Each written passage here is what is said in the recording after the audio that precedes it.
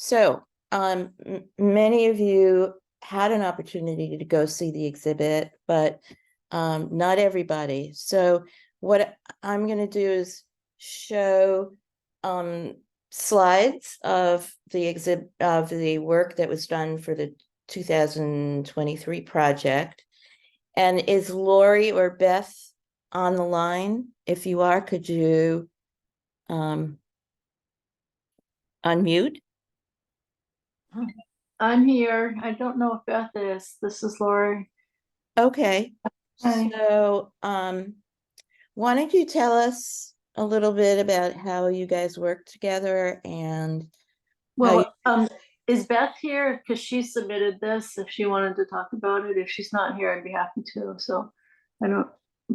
Um, I don't think she's here though. So okay, I why don't don't, see her name in the people. okay.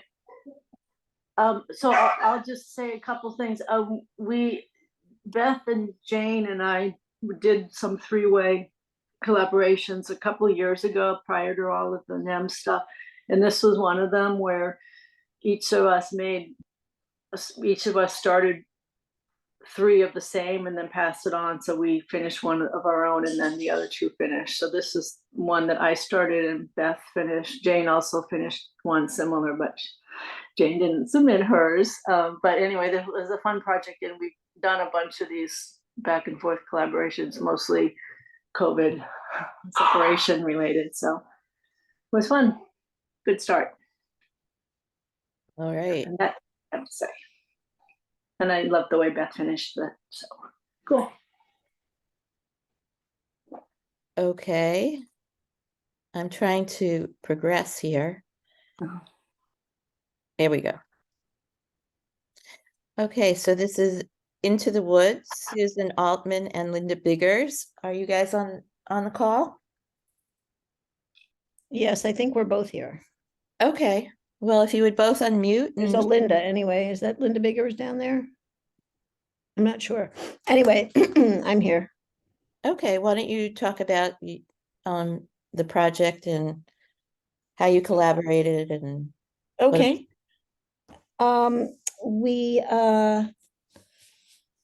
We both have a sort of similar love of realism, which was sort of just a happy circumstance. So the chemistry was good right from the beginning, in terms of doing something interesting together and being sort of fairly well attuned to what we wanted to do. And we decided that we wanted to focus on where the fact of the piece changing from one thing to another thing.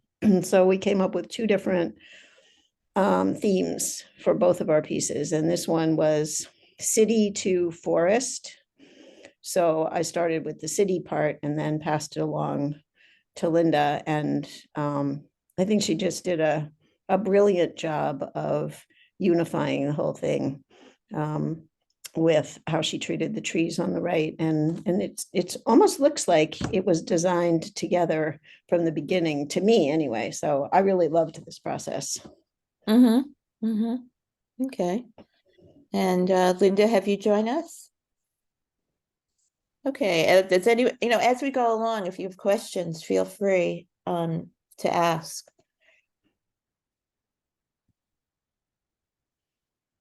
Okay, Susan, why don't you talk about this one too? Yeah. And Linda started this one, and she's brilliant with the human figure. I just adore that woman shape, and how graceful and it is, and how she created it in such a way that as it becomes a butterfly, it's like a perfect butterfly shape. And so we knew that that's what we were going to do also from the beginning, that she was going to do a woman and I was going to make it into a butterfly on the right side. So again, we just really enjoyed coming up with that theme together, and yeah, it was great. Super. So, what materials did you use to do For this? this one, Yeah. glass and tempered glass primarily, and then around the butterfly wings, there's some iridescent white beads, bugle beads, Mm-hmm. Mm-hmm. and maybe some other little beads in between that. I'm not sure what she used for the butterfly's head, but it was some kind of bead. Okay. All right. Susan, did you talk about style before you, or just theme and topic before you? We did actually. That's a really good point, Emily. We did talk about style. We decided we wanted it to be cohesive. And when I saw Linda's sketches for the woman, I realized that the style was very flowy and organic. What we did not talk about was what the background was going to look like. And she came up with that by herself. Excuse me. So I went with what she had come up with and wanted it to be a unified piece. I didn't want it to start going off in a totally different direction and look like two different things. So, but I think that the idea of the flow and the organicness of it, we definitely discussed. And I noticed that in both of your pieces, the first person framed the whole thing. That was really nice. Yeah. Yeah. I don't know if we actually planned to do it that way, but that's the way it turned out, and we liked it. So yeah. I have a quick question. I really appreciate these, Susan and Linda. Can I see that there's some notes on the sides, and so maybe if folks can say as we're going along what size they are, because I looked at that first and I said, well, it looks really big. So I'm curious about that, if people could mention that. And then did you guys swap materials at all, or did you fill in based on what you had in your shop? Second person. So yeah. Ours, I think this one is I don't know, you're gonna have to help me out with this, Amy, but I think it's probably like 9.5 by 10.5. It's not very big. Okay. Yeah. And the other one is slightly smaller, but a different orientation. It's taller than wide. Yeah. We did not share, as Emily pointed out, the first person did the framing for the whole thing, so we didn't share that. And I had a lot of tempered glass. She did not send me much tempered glass, but it wasn't a problem because I already had it. We did share a lot of the blue that's in the central butterfly. Mhm. But not, we had similar colors too. So she gave me some of that very bright cobalt blue. And she also gave me a little bit of the darker blue, which I didn't use much of.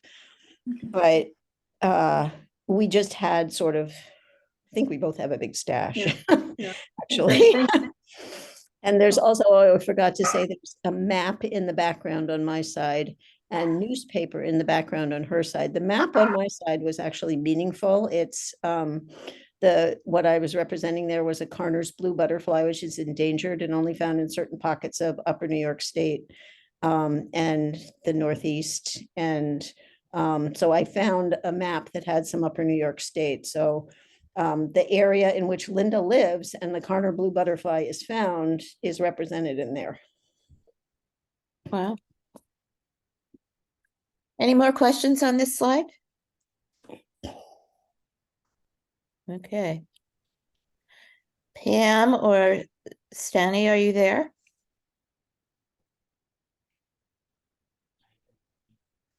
Yes, Pam's here. I don't know if Stanny's there or not. Okay. So, it's so funny. In retrospect, we shouldn't have done ours together. We've been mosaicing together for, 10 years. So, and we always like the same colors and the same style. And so I thought, oh my gosh, it's like, looking in the mirror and it's, you know, the same. But I started the first half of mine. Well, actually, that's actually a reverse. The first half was done by Stanny. And she, what we were doing is a main point of view. We talked a little bit about what we were going to do, and she was doing one. It was still really hot and stuff, and so she was doing one of her favorite place to go, which is Maine. So she did the first half, and then I did the second half, and I thought mine was more a point of view at nighttime. So she did day and I did night, you know, pretty simple. Okay. We did a lot of Pilates in there. We both pull Pilates every once in a while. So we worked some of that in there, and that was about it. It was fun. Okay, good. Anybody have any questions for Pam? Okay, Oh, thanks. You didn't, sorry, quick, Amy. It looks like you didn't grout. It was that on purpose or for lack of time? I like the look. I'm just curious. No, we didn't. We chose not to grout on it. You know, it's with the different materials, you know, we use slate and the Pilates, and then we use some big pieces of glass, and then a lot of smalty.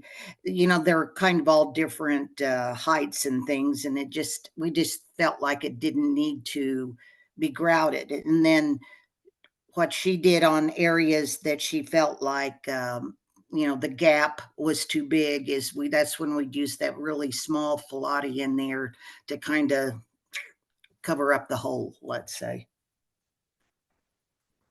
It's a nice look. Thanks. Mm-hmm. Yes. Okay. Linda, are you there? Yes, Davidson is here. Okay. Okay. One of you want to talk about this? Yes, I was just taken with these colors to start that side of it, and I always wanted to do the Kelly Knickerbocker thing of something, the gap, save the gap, or leave the gap, or something. So that's to give the contrast, and so I thought I left a lot of places for it to be finished, and so Linda finished it. So go ahead, Linda, talk about it. I live right next to the train tracks, and I couldn't hear you very well, Linda. I apologize, but the train is gone now. Oh, I'm relatively new to Mosaic and have never done a collaborative piece. Linda shared a lot of her materials. I really enjoyed doing that. We agreed on the orientation, the not planning not to grout, and had like ideas of color scheme. So I found it a challenge to pick up on someone else's ideas and try to be creative, but also simpatico.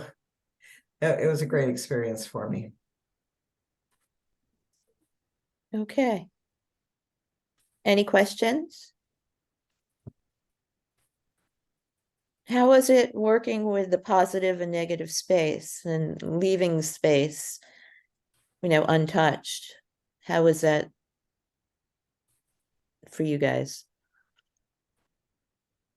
I had planned it that way, so that's kind of what it did. I don't know how it felt for Linda to pick up on that, but some of there's some challenges in having the background to say really smooth and be consistent. So I played around with that a lot after Linda was done to make it more smooth. Which it's just a challenge to figure out how to do that while you're adding on pieces. So what did you think, Linda? I like the look overall of leaving space. I think it forced me to think more about flow and movement. When there were also potentials for a space with nothing happening as far as the tile application was. Mhm. Oops, I have a question. okay. Quick one. What did you use for the circles around some of the round portions? Is it copper? Tubing mostly, and some copper wire. What? too. You Copper said tubing and copper maybe- tubing. Okay. And some of it's just wire, copper wire. Mm. The tubing was a lot easier to work with than the wire. Where do you get that? Well, I got it because the part in my furnace broke, and that was the old piece. And my partner, who was fixing the furnace, bought the wrong one, so then I had two pieces of copper from the furnace part. I can't think of the name of the part, but it was something that has to do with the pilot light. And so it was fortunate that the tubing worked, because the tubing bends really easily and you can make it in the shape you want. Mhm. Okay. Any other questions? And I didn't mention those are all hand-pulled Pilates in the circle, and from Schiato. Can I just ask, is it easy? How do you get the copper to adhere? Do you just put it into thin set? Yeah. And you you don't have any problem with that? You can use epoxy sculpt, but I was going to, but then I said, oh, I've got this thin set, let me just try it. So as long as the thin set was kind of thick and not too thin, not too watery, it worked great. You put the thin set down first and then put on the wire and then stick all the stuff in it. It worked good. Great, thank you. Okay. Well, Angel and Tracy. I'm here. Is Tracy here? Okay, well, the names are switched. Tracy actually started the foot and I finished it with the flowers. But Tracy called me and said, I'm sending you something and do what you want with it. And she wouldn't tell me what it was. And then when I got this, it really made me smile. So I wanted to do something a little bit kind of cheerful and fun around the foot. So that's how I came up with the flowers. Okay, so you didn't talk prior to starting the project about what materials you're going to use or anything like No, that? nothing. She's very fast. The day we found out we were partners, about 2 days later, she said, okay, I'm done. You know, I'm gonna send this to you. So, but she wouldn't tell me what it was or what it was made of. But I have a lot of stained glass, so it worked out well. Okay. I love how playful it is, Angel. And Thank you. I also like it's so funny because you did a great job keeping the flowers and grasses playful and cheerful, but I can also imagine all these little scenes that could be being stepped on. You know, it Yeah. must be hard to figure out what to put. Yeah, it was, I had a couple of different ideas, but this one stuck with me. So this one was good. Angel, I really love the three-dimensionality that you got by bringing that one daisy in front of the foot like that. That's great. Yeah. Thank you. I thought it would make it look more realistic, basically. I was going to say too that I like Tracy's use of the beads either on the fringe at the bottom of the pants or as an anklet. I thought that was a very interesting piece to have that three-dimensional bead hippiness coming out. Yeah, it was very sweet. Okay, we'll move along. So Linda's, Yes, I'm here. okay, would you like to say something about this?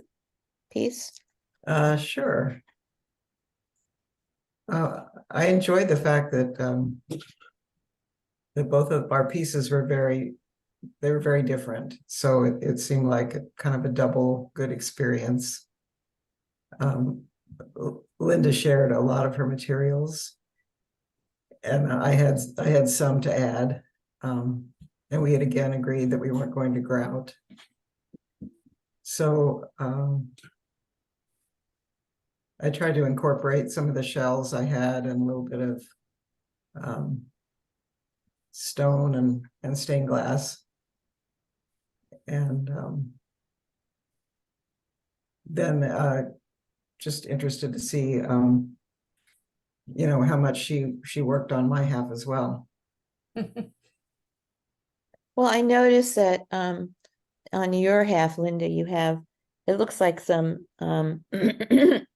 silver beads, you know, on the bottom and by the shell. So it's neat how Linda was able to sort of capitalize on that and put more beads throughout the rest of the piece. Just something that I noticed. Yeah, that's what I was trying to pull the piece together. I found it very challenging to find something to go with her piece, because there were so many different angles and directions, and I had a friend help me think about it, and came up with the stones coming down the other way, and then it all just fell into place, and they all seemed to fit together eventually. And the beads were pulled together, the part that I did of her blue and her silver beads. It was a good thing, but it also filled in what I thought were larger gaps, because she had used the gray thin set and I used the black, and so I ended up using epoxy sculpt to put the beads in on her side. It was less messy, really. That was one thing we did not discuss ahead of time, was the color of the thin set. Right. Okay. But Anybody else have any questions or comments?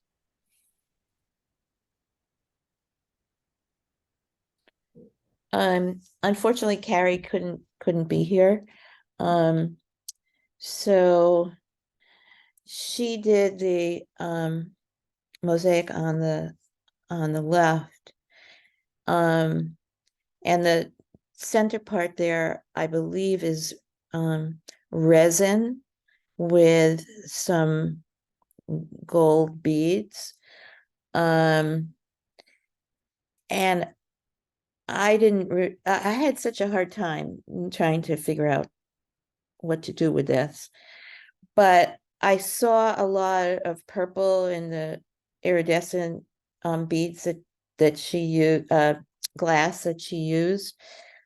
So I went into my stash and decided to do something, use some of her materials that she shared with me, and then I came up with the design on the upper left, and carried it through where there were some where there were the two other gaps.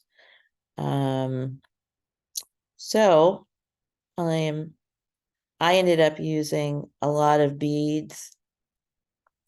There's a vintage pin in there. So if anyone has any questions about materials I used or whatever. I don't have any questions, Amy. This is Karen talking, but you said you expressed uncertainty about how you were going to go with it, but you made it look, I used the word regal in the chat, but almost Victorian. I think you did a great job picking up on the colors and turning it into something that just looks very regal. Well, thank you. Yeah, I think you did a really masterful job on it, Amy. I don't know what I would have thought to do with something like that if I got it to start with, because those little parts on the right in particular are that you came up with something that sort of, it makes it look like a just a little part of a much larger quilt or something. And it's masterful. Did a great job. Thank you. Okay, where am I? Okay. So Carrie isn't here. Is Kathleen here? Yes, I'm here. Okay, you want to talk about this? Sure. So, Carrie started the one on the left, obviously, and then I did the second. But just to tell you how we work together, when we started, I basically sent her a photo. I said, look, I want to use mostly smalty and some stones, and here's what I have that I'd like to use. And I sent her a photo of the materials. And that's kind of how we got started. And she said, oh, I have things in those colors, so I'll just, you know, you can send me a few pieces or a few things that we'll exchange some tiles for the palettes to match, or for the palettes to blend better. But that's all we did. We didn't talk about concepts or anything. And I think both of us wanted to do something more abstract. So anyway, but when I got Carrie's piece, I really liked it. And I started working on the circle that's in the upper left side. And I liked that. But I also felt like I wanted to do something that almost felt space, like outer space or something. And I started just playing with lines and shapes and forms. And once I finished it, I was like, this kind of looks like some type of, I don't know, some kind of outer space communication or something. I don't know. So that's what I came up with. Hello, is anyone out there? Anyway, that's it. Okay. I love what you did, Kathleen. The red is just brilliant. Thank you. Did I just turn on? Oh, there I am. I just opened my camera up. So yeah, I just felt like it needed a color pop, because I was originally going to do it all, like add more circles and everything. And then I did the gold lines first. And I said, you know, I think this is going somewhere. So I just played a lot, and I really enjoyed working with Carrie, and I really enjoyed doing the collaborative project. So thank you for putting us together, Amy. Oh, you know, it was just the order in which you registered was how Okay. how we Well, put it together.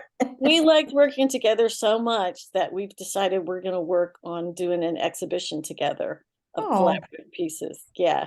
We Yeah. really liked it. So Okay, great. yeah. Well, you know, I see that Carrie has little spots of red on her side, so the red makes that pop as well. Well, what happened was, if you look, the one that you have your arrow on right now, that Yeah. I did that one first, and then I did the one above it. But I had some red, and I just felt like it needed more color in it. So that's when I started adding the red and kind of mimicking what she had done with her shapes, but then adding some more color to it. And when I put the red into the top one, I said, you know, I think the background should be the same red. And also it's kind of, I had a lot of red. So, you know, with small t, you want to use up the stuff you have a lot of, I guess I do. So that's what I decided to just use all that red. And I had different shades of red. So sometimes, you know, the materials guide you, and sometimes the colors guide you. But in this, I think it was a little bit of both. But like I said, I sent her a photograph before we even started of all the different smalty I was thinking of using and the colors that I had in stock, because I didn't want to really order anything, and I had a lot of leftovers from a project. And she kind of had the same situation. She had things that we thought would go together. So yeah, so I enjoyed it. Great. Any more questions for Kathleen? Okay. I have one quick one. Okay. Kathleen, I really love it. And I'm wondering, the one thing that I would have felt compelled to do is to fill in the gray on the right side of Carrie's circles. And Yeah, I'm that wondering was why for, what your choice, what your thought process was in not doing that, Well, either one of you, if you know. I decided when I started putting the red in, I started thinking that I wanted to leave that gray area because it felt like that was maybe darkness, outer space or something. I don't know. I was thinking of it in terms of space. But also she had really kind of built that up, the black area. So it didn't really lend itself to adding much there. So once I finished everything else, I considered putting the red in there, but I also really like the graphic feel of the black over there as Yep. well. Yep. So for several reasons, but I definitely thought about it, adding the red, but sometimes I think that trying to create like all one color background or trying to bring things together kind of kills the graphic quality of something. Because I don't think that the red over there would have worked. It would have made it look like a bunch of circles floating on a red background rather than to me, the black adds almost like a gradation, a space-like gradation or something. I don't know, but I like it like this. Okay. I also thought about just adding more blue circles or what looked like edges of circles. But once again, I was like, I played around and put a few tiles, in that area like that. And I just thought, I just didn't like it. So that's what I went with. Thanks. Sure. Is Candace or Lori online?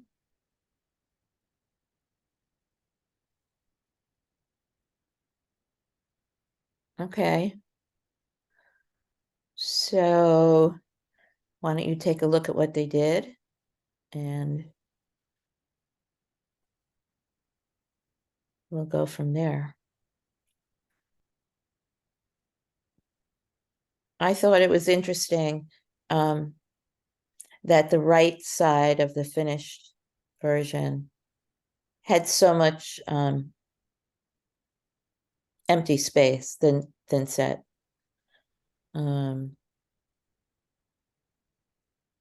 But I really like the use of the texture.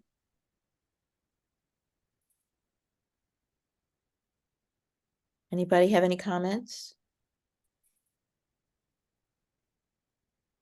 I wish that we could ask them about the title artificial flowers, because it would have been, I would have read it very differently if it had just been titled flowers. But I'll find them sometime and ask them. Okay. All right, I don't think they're on.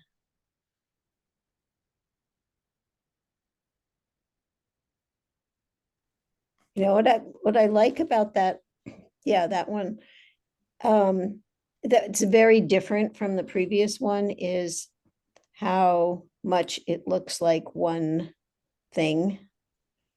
I mean, it is, but, and the other one takes the same concept and goes in a very, very different style. This one is almost, you can almost not tell the two people did it. Don't you think it's interesting too that this is one of the only ones that I've seen that the first person actually drew the outline of the gecko? I assume it's a gecko as a guide for the next person rather than letting the next person figure out what they wanted to do with it. So it's a different method, I think, than everybody else used, which is fine, because I assume she sent it, Lori Manford sent it with the drawing, and then Candace finished it. I like the leaves though. Yeah, those, do you think those are ceramic? I was going to say pottery. Yeah. Okay. Laurie also works at a ceramic studio. She takes classes. So she made the leaves. Okay, and it looks like they made the substrates too.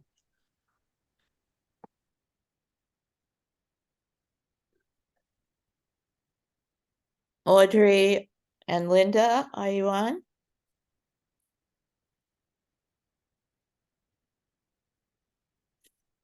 I know that Audrey makes a lot of her mosaics with very thin pieces of polymer clay. And so all of the landscape on the left side are with tiles that she made out of polymer clay. And then Linda responded with glass.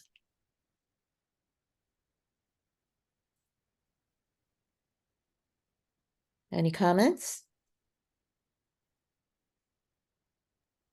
I like how the two materials work together. Yeah, I like how colorful they are. Do they not have a second piece that Linda started? They do, and maybe further along. Okay. You know, this one, if you go back for just a second, this one in person is really beautiful, especially the way the bottom is made. I didn't realize it was polymer clay, but it really is cool when you see it in person. I really liked it. Very happy. Very happy. Yep.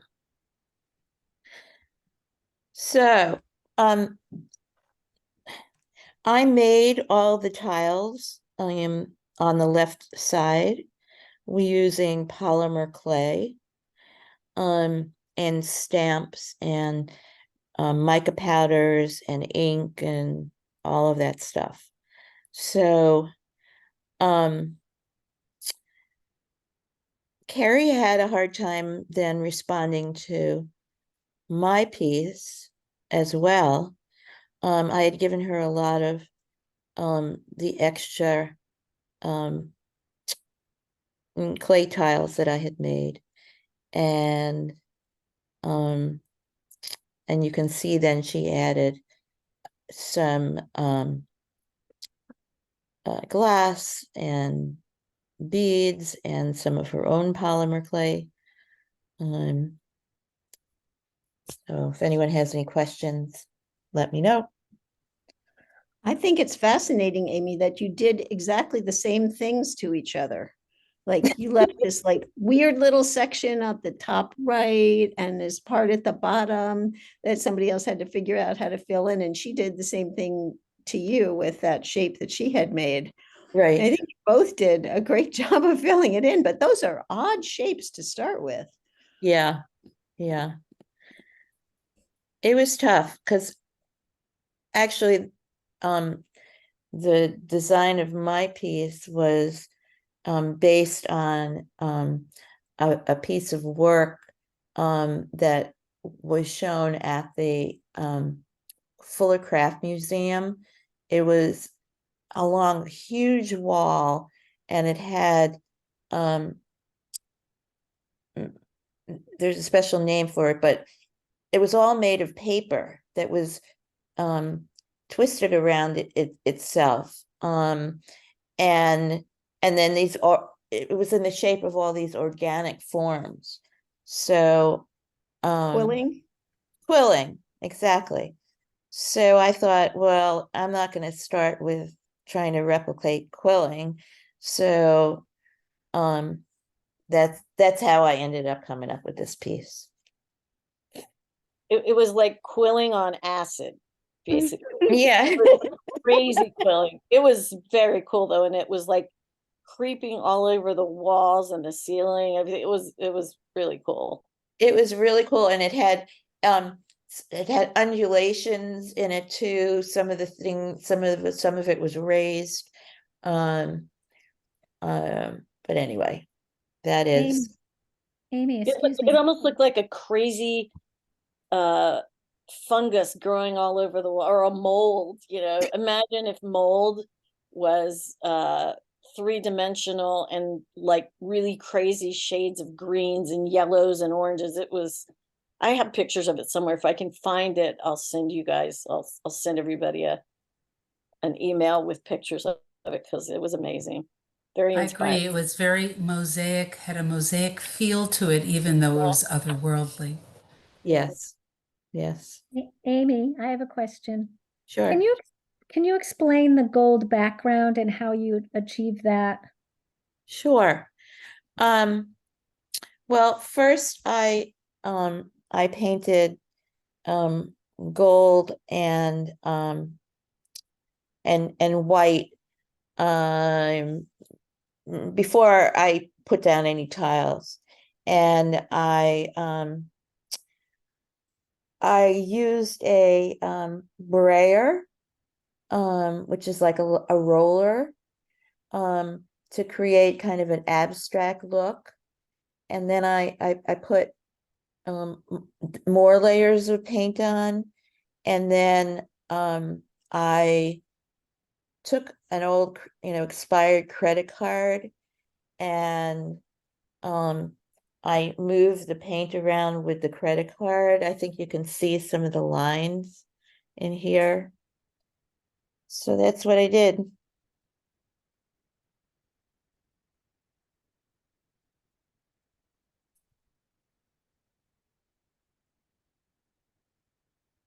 Okay, so I wanted to make something colorful, kind of.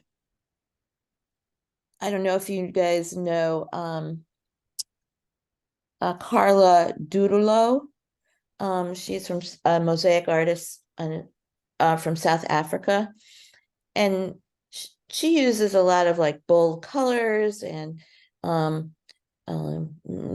beads, and so I thought, okay, I'm going to try to do something sort of in that vein. And so I ended up, putting this together with scraps that I had. And I did not realize, Vanessa, are you on the line? No. Okay. That she saw a face in this. I had not intended that at all. And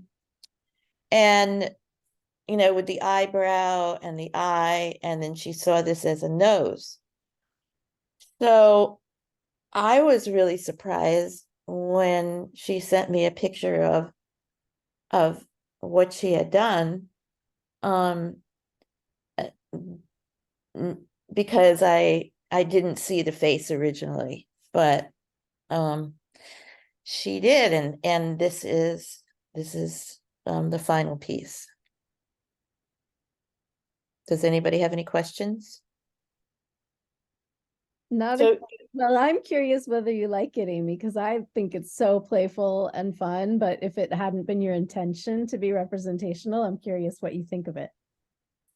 Well, originally I wasn't sure, but I've come to appreciate what she's done, and the playfulness, she kind of capitalized on that, and did some creative things like using the pottery for the eyebrow and all of that. So yeah. Yeah, I agree with Emily. It's hugely fun. But I have a specific question about, to the right of your big, what turned into eyeball, Amy, you have these little round pieces that look like Cheerios, but they're like in blue and yellow and orange. Yes. How did you make them? No, I didn't. They were beads that I had purchased. So Wow, yeah. they're really cool beads. Yeah, they're really cool. If you have any extras, I'll pay you good money. Send me an email. Actually, I think they are vintage beads from Africa, but I do have some, so I'm happy to share. Okay, Susan or Tina, are you on? It's Suska. Yes, I'm here. Oh, okay. She got it wrong. Sorry. That's okay. Well, obviously the first half is on the left. That's mine. And I I had a vision of a night sky with a moonflower and it's mainly the background is all smalty with little bits of silver smalty in it. To me, they were stars. The flowers are raku from some pottery that I had. I do make some raku tiles with a friend, and I had some pottery from her shop, so I had fun cutting it out and very challenged actually for the top piece to be able to get that from the top of a vase and not break it while I was doing it. The bottom is vertical slate and shale along with some raku. And when I sent it to Tina, we had no discussion. We just decided that we were going to share materials and just let it go. And Tina came up with something to me that was unexpected because of the amount of color she added to it and how she changed some of my ideas because it was her interpretation. And I think she made it very lively.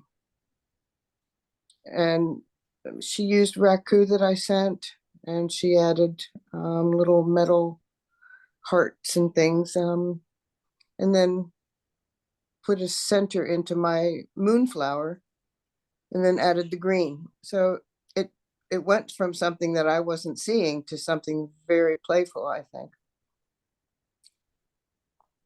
Any opinions? I like both parts so much. And I'm so glad that when she added the color, she put a little bit of color into your section. Because I've been sort of covering up the color on my screen and thinking about what it would look like if it were just half and half. And I think she just integrated it so well while still leaving yours intact and complete. Yeah, I like the rhythm that she had going up for her flower too, coming from my other one. It made a really nice movement, I think. And it still looks like nighttime to me, despite Oh, actually, I came up with a sort of different feeling about it. If I'd just seen, if somebody had carried through your first half in the black and white, so I think I would agree that it would look like night. It looks very sort of somber and thoughtful and deep. But when she added those bright colors, it suddenly turned it for me into, I wouldn't necessarily say it turned it from night to day, but it definitely changed the whole character completely. Yeah. Yeah. It did. And I have a question about what she did with the moonflower, I think you called it, in the upper left. Did you feel any sense of like, hey, that's my part, what is she doing messing with that? Or did like, I don't know if I would have thought. So you want a true confession? Since she's not here, sure. I was uncomfortable with it. We hadn't discussed anything in the beginning, and when she sent me the picture, she had also put a lot of other green on my side, like flying leaves.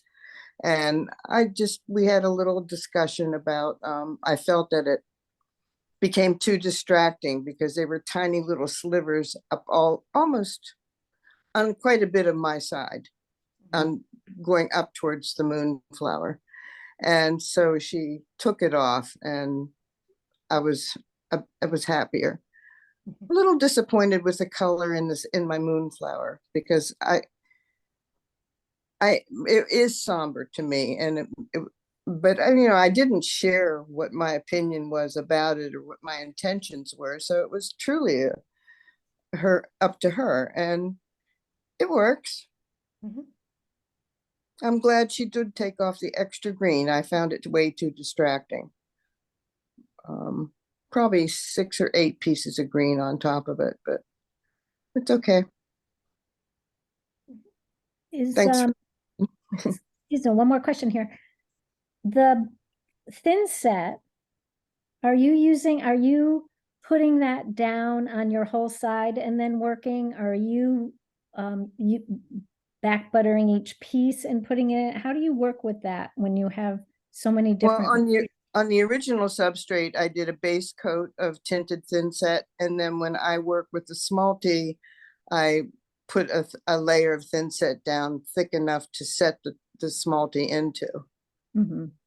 So do you have your tessera all kind of laid out, or are you just working piece at a time while you're setting? Oh, I'm just spontaneous. Ah, I'm not sure where I'm going. I just go where it tells me to. well, came out great. Thank you. I love that I can feel the spontaneity of that building in your part. You know, it really looks like it was built up and is continuing to be built up into the sky there. And it fits beautifully. Thank you. I don't know how to get my picture on here. I was trying to do that, but I mean, my face. I see your face. Oh, you do? Mm-hmm. Oh, okay. I didn't know I was there. When you talk, your picture comes up for me. Oh, cool. Okay. Kathleen? Oh, okay, so this is the half that I started on the left. And I really didn't know what direction it was going to go in. And I didn't actually think about a flower. I was just laying down colors, and I was doing some ondimento experimentation. And I had this really beautiful purple agate and a big chunk of purple Smalty that was like the edge of a pizza that I wanted to use, and that's what's down in the left side. And I also had these turquoise chunks that I liked. So what I did is I sent Carrie some more purples because she didn't have a lot of purples. So I sent her some of my purples and I sent her some of the turquoise chunks. And when she sent it back to me, I was like, oh, it looks like a flower. It's really interesting. So I named them. I named both pieces, and I thought this looked like a moonflower. Hmm. Yeah, any questions? I just really love those colors, and I think that, you know, the two of you combine them so well. I was going to say the same, Kathleen. The colors are just so gorgeous in this. Thank you.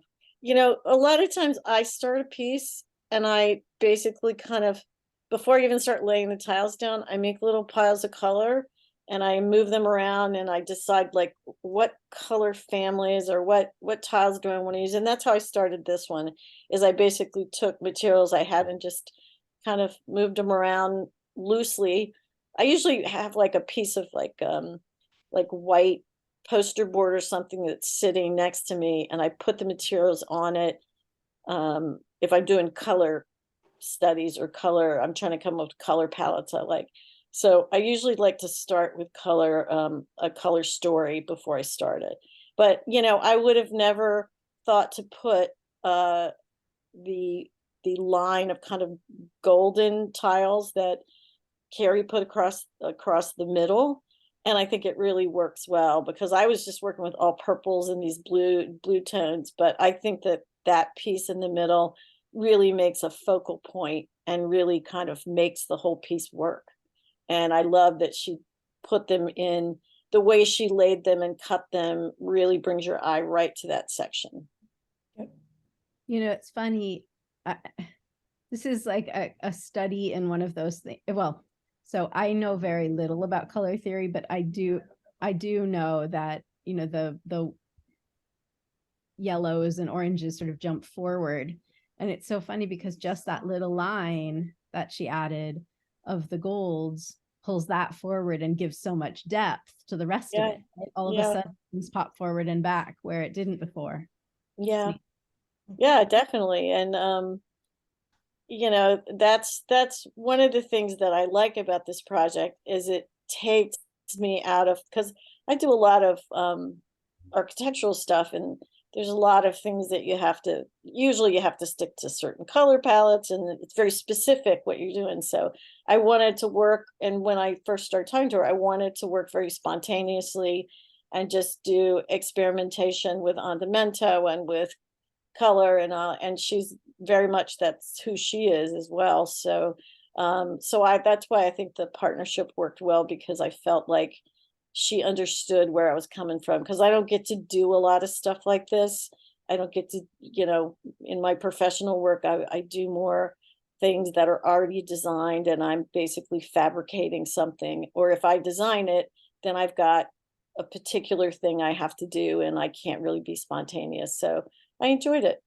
And we used the frames from Wits End, the easy frames, and they are really easy to work with. They're great, and you can get them in all different sizes. So anyway, Okay. yeah, that's it. Kim or Toby, are you on the line? That's Roberta, right? Roberta, Yes, Toby. Roberta. Okay. Well, you can see that this has a lot of shell and driftwood and sea glass. Anybody have any comments about this? I really love how Toby brightened up the whole piece by her choices of colors. If you look at just the first half and then the second half, those reds and greens that she chose are just, they I don't know exactly what I'm trying to say here, but they sort of bring the focus down so that it sort of sweeps up from the lower left and sort of forms an almost a whirlpool in the middle. And you wouldn't have gotten that without the reds and the greens and the places that she put them. I mean, the whole structure of it also emphasizes that, but I just love those color choices.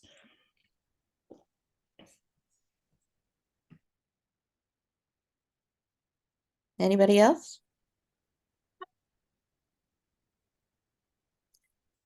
Suzanne or Karen, I know you're on. Suzanne, are you on? Suzanne is not, Karen is here. So this is the first time I'm doing a collaborative project. So everything about it put me outside my comfort zone. We did make our own substrates, which was a great new experience for me. It's got made with thin set and sticky mesh. So we did layers and layers and layers of that. Guatemala Visions came from Suzanne and I, 2020, February 2020, before the world closed down. Went down to Guatemala with Cindy and Deb and worked on their project. So Suzanne came up with this. She started it. These are Guatemala Visions, things that reminded her of our trip there. The horizontal pieces, I'm sorry, the vertical pieces are actually some of the fabric bracelets that she bought from one of the vendors and that she dipped them in resin. And unfortunately, they turned out a whole lot darker than we hoped they would be, but it was a very bright color palette on the bracelet, similar to the horizontal lines that she did below. And then the piece on the left is from a photograph that she took, a scene of the volcano and some clouds. So she started that, and I had an idea of what she was going to do just with the colors and the bracelets. But when I got it, I just thought, oh my God, I have no idea what to do with this. So it pushed me very far out of my comfort zone. I do a lot of direct things, representational, which this is partly representational, but I had no idea where to go. Speaking of all the weird space that was left for me, I was expecting to get a piece where one half of it was done and I did the other half, like the other things I saw.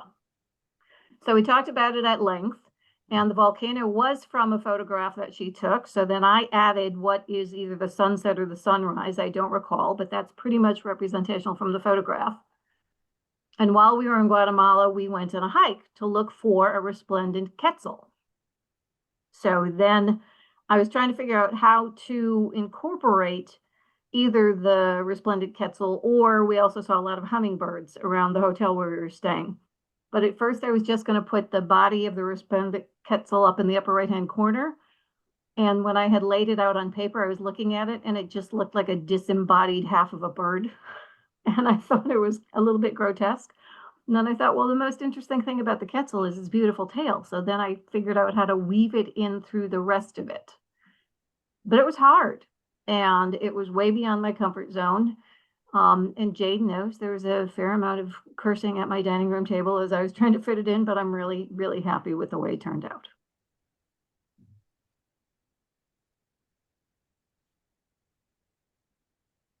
It sounds like you learned a lot from the process.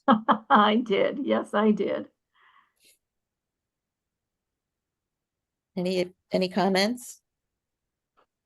Did you Karen? like how it ended up when you were I done? did. Yeah. I did, Susan. It was hard. It was a struggle when I was trying to figure it out. But when I got it done and when we finally I put the colored thin set on the back to kind of harmonize it all. I was looking at it at Mosaic Oasis and I'm like, yeah, I'm happy with the way it turned out considering how challenging it was for me. Yeah. Thank you. Mm-hmm. I was actually wondering if if Suzanne was happy with how it turned out. Have you talked about it? She was, and I was worried about it. I really was, Emily. It's funny because we had discussed it and I gave her some ideas as what I was going to do. And I said, well, this is really all I can think of to fit in here. And then I finished it at the studio and I left it at the studio with the light pale yellow thin set in the background. And then I got a text from her a couple days later that she said she really liked the way it turned out. So that made me very happy because I was worried. That's great. Karen, Just speaking from someone who saw it made, when Suzanne was making it, I didn't understand any of it. She didn't explain it to me. And then when Karen came in and showed us what she had done, it all made sense. And, I think that for both of them who went on this trip, it's much more meaningful. It's very nice. Thanks, Jane. Karen, it's Pat. I was Hi. with you on that trip, so it absolutely looks like that. Thank you. But I was curious because I've never done this with the thin set just on the sticky mash. So how many layers do you have to put on first before you start laying the tessera? And then what did you do? Like just smear the finished one all around the finished tile pieces? Yes. So we did each of our substrates together for at the studio, and we did about 8 layers. And then she said afterwards it still wasn't thick enough, so she put on a few more. I don't know exactly how many more. So I'm guessing at least 10 or 12. And then as you can see on her left half that she started, she used different colored thin sets. So we just used the natural color thin set to make the substrate. And then she used some gray, dark gray, and some light thin set. So then I was also working around that, trying to cover up that. And then ultimately the last step was we came up with the light yellow color and I just kind of dabbed that in everywhere to cover up all the other colors of thin set in the background. And how long were you waiting in between the layers when you were first building it? We did the first 7 or 8 layers in an hour. And then she did a couple more later. Yeah, that was pretty quick. Oh, okay. Thanks.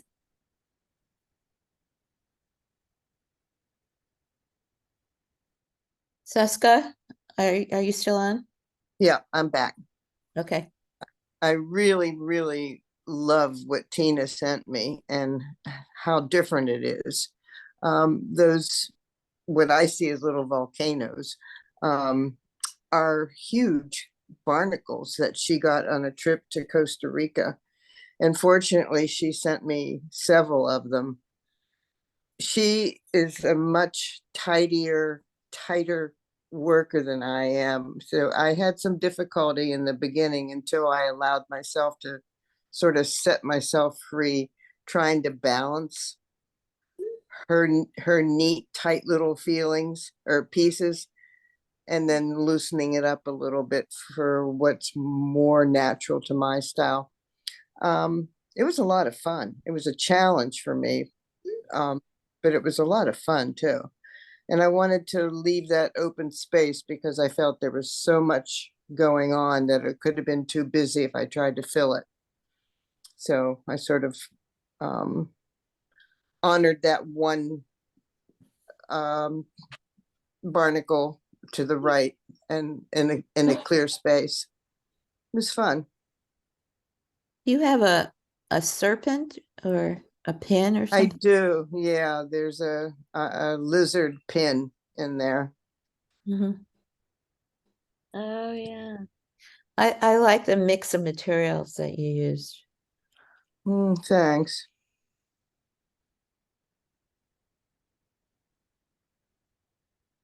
Any other comments? Yeah, Yeah, I I was think gonna say, I think that the choice you made to leave some of the space empty was a good one. I think it looks really good.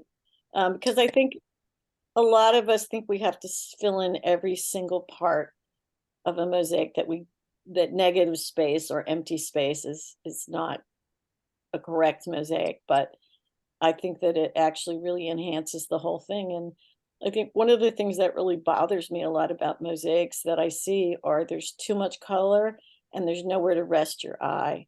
Yeah. So I really like the way you handled that and Thank you. didn't feel the need to like fill it in like the other side. So I like it. Nice job. Thank you. Thank you very much. You're welcome. Any other comments?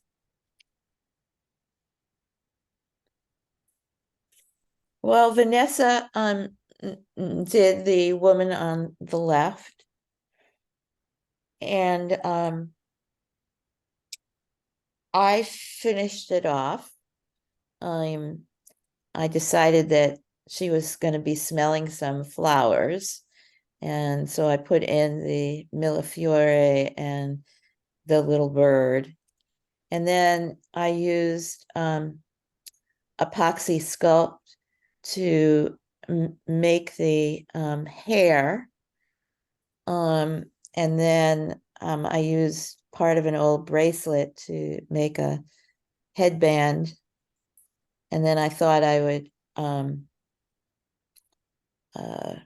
frame it. And I'd say the only change that I would have made was in where I had used the unglazed Cinca tile around her. I would have gone more with a thinner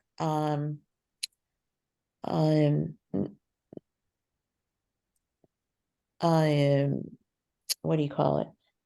Thinner glass, so that that the woman would stand out more. The unglazed tile, I think, was too thick.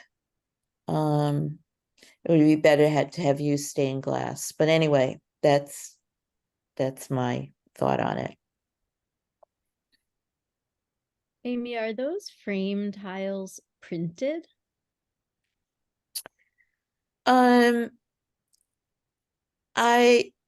I think so. I think that they're like Moroccan, they're based on Moroccan designs. And so I don't think that they're glass. They're beautiful. Thanks.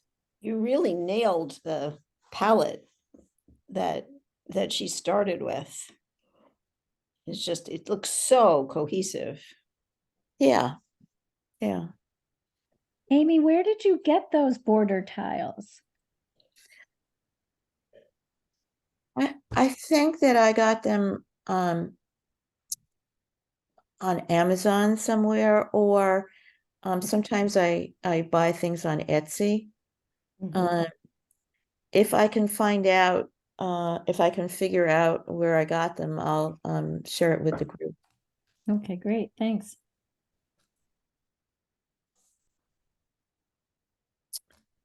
Okay. Um, Pam, are you still on? She had to go. Okay. Um, so you can see, it almost looks like water on the bottom, and then a night sky.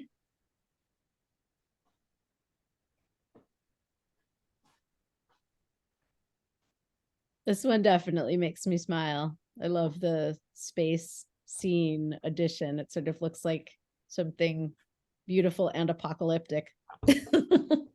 Me too. I thought it was kind of whimsical. I love the feel of the water on the bottom and then the night sky and solar system above.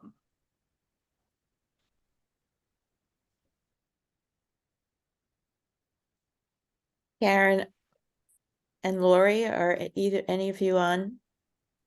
I'm on. I'm Laura. I'm on. Okay. So Karen and I had, what we did first was we shared some photographs of work that we had done in the past, to kind of get a sense for how our styles were the same or different or how we preferred to work. We're both more realistic. So we decided that we were going to do something more realistic. Then we brainstormed kind of themes, and you'll see probably another one later. We came up with the theme of a princess and the frog. And then we chose, she likes to do animals, I like to do people. And so she started with the frog. And then I added the background on this piece.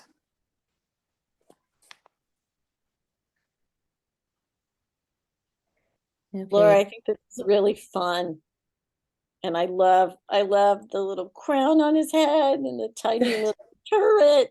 In person, I saw this in person, it just made me laugh. I was like, this is so awesome. And I really think the frog is fun too, this tongue sticking out, but I love the way you finished it. It's great. We had a lot of fun brainstorming scenes and whimsical ideas, so that was good. What did you use for the pathway up to the castle? What's that gold stuff? It's actually, I think it's gold smalty. Fancy. I like it. And Yeah. there's the flag, a real flag. It's a piece of metal that I colored with, I colored it with alcohol inks because I wanted it red, and then I just bent it so that it would stay in place. Nice.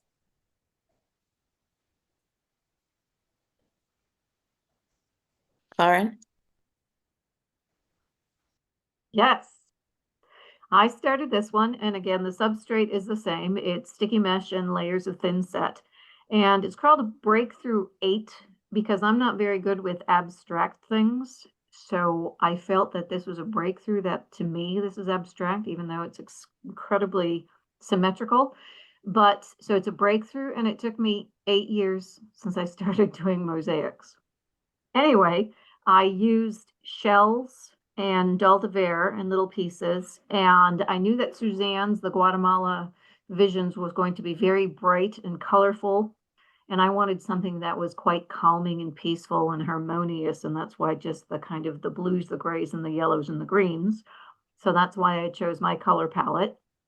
And I also love very fluid things, which is why I went with a circle. And I was playing around with different materials, actually laying it out on the table first. I knew I wanted to do something with a circle, kind of had the idea of the start to fill in on the lower right-hand corner. And then I just started playing around with materials and put in the yellow shell V, and then I left it open for a while, and then I was trying to decide to fill it in. So I filled it in, and then I had those pointy little brownish shells also. And I said, well, I just want to add another layer of texture and depth to it. So that ended up with my piece on the left. And then I had no idea what Suzanne was going to do on the right. I did give her some of my materials. So I gave her some of the shells and the Daldaver and the other pointy pieces and said, here, incorporate them how you want. I didn't know if she was going to fill in the entire circle. I didn't know if she was going to fill in the entire outside or just going to do the highlight pieces like she did end up doing.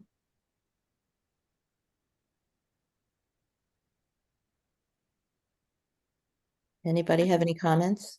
Yeah, I'm so surprised that you both were so gentle with each other's pieces. Like you didn't I feel like you both almost highlighted what the other person had done instead of changing it and adding to or not changing it but changing the overall look.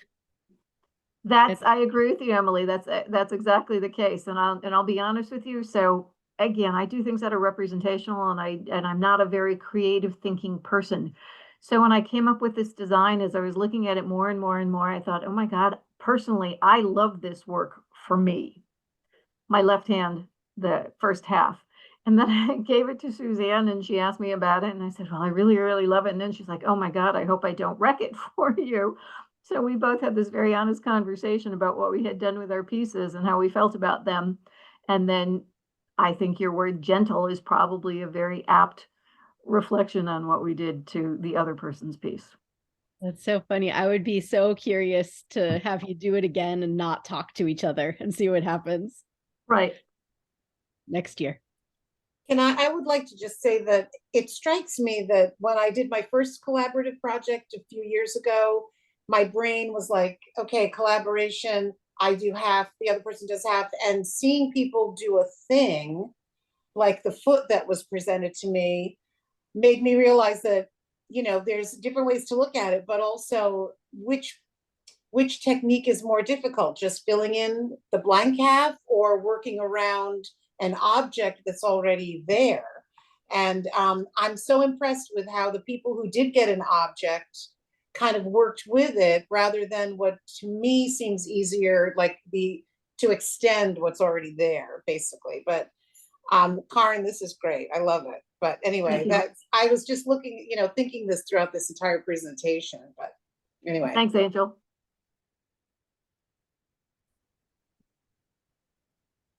Angel? Yes, here I am. So I started the left, and this teapot is made out of, I gave my mother a milk glass pitcher many, many years ago, and I broke it. So I wanted to use it in a mosaic and think about, you know, maybe making something for her, but this project came up and I don't know why I thought, well, I had already gotten the foot. So it gave me the idea to just do a thing rather than do an abstract. So I decided that the milk glass pitcher lended itself to another, you know, liquid holding vessel. And so I just did that. And I put in the stained glass beneath it for the shadow, just because I wanted it to be floating. I didn't want it to be on a table or, you know, not 100% on a table, but in any case. So I gave it off to Tracy, and lo and behold, 3 days later, she said, I'm done. And she presented me with this amazing Alice in Wonderland vision, I guess. Her use of the antique cups and the rabbit on the side and just the checkerboard floor. I was floored. I adore this piece. And I also like the foot one too. I mean, I think they both came out well, but she really impresses me. She's got an eye and she knows what she's doing and she just does it. So, and it's great. So there you have it. Any questions? Such a good texture, all of it, your work and hers. Like there's just so much depth. It's really great. It's fun. Thank you. Yeah, it is, and it is a very fun piece. I love the fact that the teacups are just floating and the rabbit's there, and it's wonderful. And the detail that she does, like with the shoe, is it really looks like a shoe. It's not just a piece of brown. She really did the laces and the cup, you know, the little cuffy thing that's on the, you know, the, what's it called? The tongue of the shoe. She just is, the details are amazing. And I don't know if you can see it, but there's, she put a chain as well on it for his pocket watch. So anyway, that's that. Oh yeah, going from his hand in his pocket, or is his hand in his pocket? I Mhm. think his left his hand, back. yeah, it's hard. I love the brocade vest too. I know, Awesome. that stained When I glass. saw this in person, I was like, oh my God, this is so cute. And the little watch face in the front, it's really Uh-huh. great. Really Yeah. great piece. Yeah. Thanks to And I really Tracy. I like the blue grout she used in the back, and I like Uh-huh. that she kind of didn't, she didn't do anything that, I mean, she really helped along to create something that really highlighted your work, but also gave it her own spin on it. It could have been just a cup or something simple that was being Right. poured into, but instead she gives you a character, not just one character, but she gives you two. She gives you a rabbit and like, and you just know what this guy's face looks like, even though she's not Yeah. showing it. You know what it looks like, and he's wearing a top hat, right? Yeah. I don't know. I loved it when I saw it. I burst out laughing. I was just like, this makes me so happy. Yeah. But yeah, it's great. Me It's too. great. Me too. Thank you. You're I welcome. I agree. Sorry. I agree. I'm loving all of these and I'm so inspired. Next year I definitely got to do this. But I love how the face is off frame. I mean, that's just so clever and whimsical and just so well done. Love it all. But Cheryl, don't you see him wearing a top hat? Oh gosh, yes. I mean, you know exactly what he looks like. But Yeah. just to think of saying, okay, that's where the story ends. It's just so clever and Yeah. love it. It does. It makes you smile. Okay. So again, we have Linda and Audrey. Linda using glass and Audrey using polymer clay tiles that she's made. So you've really got the brightness from Audrey. And it does brighten up the rest of the piece. Anybody have any comments on this? I do love those yellow and orange tiles in the sky. I just think they're beautiful. It looks so windy. And it's so still before the addition of all those pieces. I was thinking the same thing, but I have a question about, Amy, you could probably answer this since you use polymer clay. When you're making a polymer clay tile, do you you make the shape that like the three yellow, for lack of a better word, petal shaped pieces just to the left of the finished one? Do you cut those shapes out and then, or do you make a big slab and then cut out your shapes? You cut out your shapes and then you bake it. So then she must have like known what she was going to do, or maybe she had like just shapes laying around and played around with it. But I suspect if you're going to make tiles for a particular piece, you really have to know what, how you want them to look, unless you just have a stockpile or something. Yeah, she probably does both. Audrey does a lot of cane work too. So she might have made, that sort of petal shape and cut a whole bunch of them, just like she cut the sort of half circles and ended up with so many different variations. And maybe she just used. Okay. I'm not. We should ask her. Yeah. Okay. Okay, so again, I don't think Roberta or Kim are on.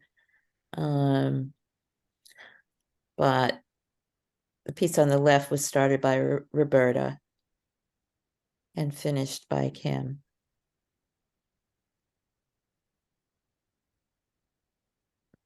So they must have exchanged,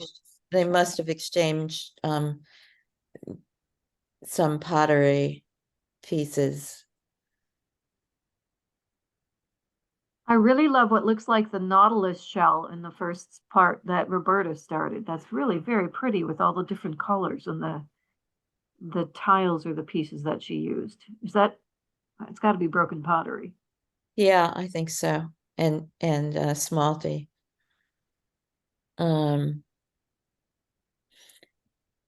What's interesting is, and I don't know whether we made a mistake, but her nautilus is now on the right side as opposed to the left. So I don't know what happened there. Well, maybe Kim flipped it. I think flipping it for our view is actually really helpful to see it fresh. Having never done this before, who keeps the piece? Usually what we say is the person who finishes the piece gets to keep it unless you work out something with your partner. Uh-huh. That way you don't have to be putting it back in the mail again, or setting up a time to switch. But you can decide how you want to do it. Pat, in response to your question too, it's funny, Amy did suggest that to the team members in the initial mailing. And Suzanne and I each both want to keep the one that we started. So that's what we are doing. And we worked that out between the two of us. Yeah, yeah. We're flexible. Okay, well, I'm going to stop the share. And that was the last piece. So Amy, this is Laura. I just have a quick question. There was, maybe you just missed it. I didn't drop it off. Was there a princess in the show? Yes, there Yes, was. there was. Okay. No worries. I just wanted to make sure that it had made its way there. Yes, there was a princess, and it was beautiful. So I'm sorry if we missed that in the presentation. Yeah, no worries. Like I said, I just wanted to make sure it actually made its way there because I hadn't dropped it off myself. Okay, so either Emily or Susan Altman, was there anything in chat that we need to address? Hi, no, I just looked and there were a number of comments, but I don't think there were any things that were asked that weren't answered during the discussion. Okay. Correct me if I'm wrong, anybody, but. I agree, but I see a couple of hands now. We've got Terry and Oh, good. Susan. Yep. So Terry, do you want to go first? Sure. I was so excited and pleased to have the opportunity to see this exhibit. I was only in Newton for a few days and it was just beautiful. I just wanted to say that I loved it when I saw the pictures of the first half, which was not the case for everyone that was displayed.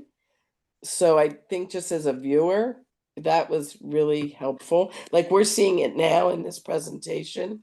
And in some cases, there was that initial picture. And so I don't know if, if you're going to do this again next year or whatever. I brought a friend along and she's not someone who mosaics. She's someone actually that does a lot of collage. And I think it really enhanced her experience getting to see the difference of the first half and then the completed thing. So anyway, I loved it. That's a great suggestion. And let's see, Siska? Yeah, I'm just wondering, what are the dates for pickup? You want me to address that, Amy? Sure. All right, so we've had some issues. We actually were trying to coordinate the pickup of these pieces with the same date as the drop off of the all member show at the LaSalle University Gallery, because they're only 5 miles away from each other. So we were going to have people drop off their pieces at LaSalle first from 3 to 5:30, and then from 5:30 to 7 have people pick up these pieces. And then the following day, we're going to be hanging the show, the LaSalle show, 5 miles away from here. So if somebody has a problem getting to pick up their collaborative pieces on Saturday, the 29th, or Saturday, the 30th, which is the day we're asking people to pick up from 5:30 to 7. If you can't do that, then we will take them with us to LaSalle in the boxes that we have. And you can pick them up at the LaSalle space on Sunday, and you can also drop off your LaSalle pieces. Does that make sense? Sort of. Yeah. So it's ideally, we only- would like people to pick up from 5:30 to 7 on Saturday, the 30th, these pieces. It will make a lot less work for us. But if you can't do that, then come the next day to the LaSalle Gallery, bring your LaSalle piece with you. And if you have one, if you don't, just come to LaSalle and we will have transported any leftover pieces that did not get picked up the night before. Okay, Amy, thank you. Does that sound clear? Yes, yeah. Okay. And if you can't make it yourself, if you can find somebody else to pick up your work, that would be fine too. Okay, for me, it's the late time of the day because I'll be driving back at night to the Cape, and I don't do that anymore. I'm too old. So I'm gonna have to figure out something else to do or get somebody to. Can you come the next day to the LaSalle exhibition space and pick it up Well, there? I'll have to, yeah, okay. Yeah, if you could do That would that, be- the next day we'll bring it with us. We'll There's leave actually, the I show the have, night before. I also have another piece there from the 2020 show, and that'll get shifted over too, right? Everything together? Oh, yes. Awesome. Thank you. Are you going to be submitting anything to the all member show at LaSalle? No, Oh. unfortunately, no. Well, we'll bring your stuff with us. So, but you and your partners need to tell us if who's picking up which piece too, so we don't give the wrong piece to the wrong person. Okay, great. Thanks a lot. Thanks for this program tonight. It's been really fun because I wasn't able to attend, so this has been wonderful. Great. Can I ask a quick question? I'm a little confused. I thought we were hanging the LaSalle show on Saturday. We've changed that to Sunday? No, you can't have people drop off their pieces on the same day that you hang the show. It just doesn't work. So Okay. you run out of time, and then people who Right. drop off at the last minute, you have all these problems. So we're asking people to drop off at LaSalle from 3 to 5:30 on Saturday, and then go, if they have a piece in the collaborative exhibit, to go from right. 7 to pick up their piece at the collaborative show. But if Amy and I go to the Scandinavian Living Center that night, take things down, and people don't show up, we will take those pieces and bring them to LaSalle the following day. But people need to let us know what they're going to do, so we're not stuck with these pieces at our houses or in our cars, What time are you planning on hanging the show on Sunday? I think we're going to try to do it from like 11 to 3:30, 4 o'clock. So if you still want to help us, Angel, that would be awesome. Yeah, that would be fine. Yeah, I've written so many notes, I totally got I confused. know we changed it because we were trying to accommodate Makes total Scandinavian sense. Living Centers Yeah. having some kind of event during the day, and we couldn't get in there during the day to take the pieces down. And honestly, I'm trying to drive less and not have to spend 3 or 4 days there instead of just taking a show down, hanging another one the next day. So, but yeah, we just found out from them this past week. Amy found out that they wanted us to pick it up in the evening. So, we realized that, if you can't come on Saturday to drop off at LaSalle, just let us know and just try to get there early on Sunday to bring your piece if you have a piece that's being entered. Okay. Okay, thanks. I have to jump off the call in a moment, but Amy, did you want me to share any details about the Charles River project process, or should we just wait on that? I made a few comments at the beginning. Does anyone have any questions about the event on the 23rd? Is anyone going? I think I am. Okay, I'll be there. great. And Jamie's saying yes too.